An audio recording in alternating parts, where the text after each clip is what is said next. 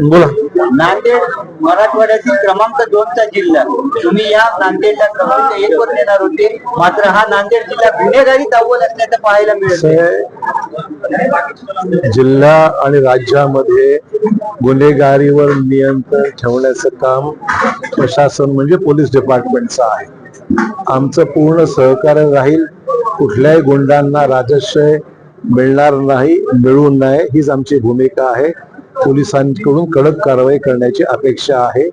जे घडलं ते वाईटच आहे, परंतु याच्यामागे कोण आहे, का आहे, कशा पार्श्वभूमीवर झालेला आहे, ही संपूर्ण माहिती घेऊन माझी अपेक्षा आहे की याच्यावर कारवाई पोलीस डिपार्टमेंट करेल. आणि तशी निश्चितच गंभीर बाब आहे, पण चिंतेचं वातावरण नाहीये. ही गोष्ट आटोक्यात आणण्याकरता पोलिसांनी तातडीने पावलं उचलावीत अशी अपेक्षा आहे. बारामतीमध्ये काँग्रेसने उमेदवार कालच सांगितलं होतं की काँग्रेसची शक्ती तिथे नाहीये. आणि त्यापेक्षा महाराष्ट्राची संस्कृती आणि परंपरा जी आहे, एखादी व्यक्ती गेल्यानंतर त्याच्या घरच्या कुटुंबियांना सहानुभूती लोकांकडून मिळते, मतदारांकडून मिळते. आणि त्यामुळे ही जागा बिनविरोध आणण्याच्या संदर्भामध्ये सर्व पक्षांनी सहकार्य करावं अशी अपेक्षा आहे.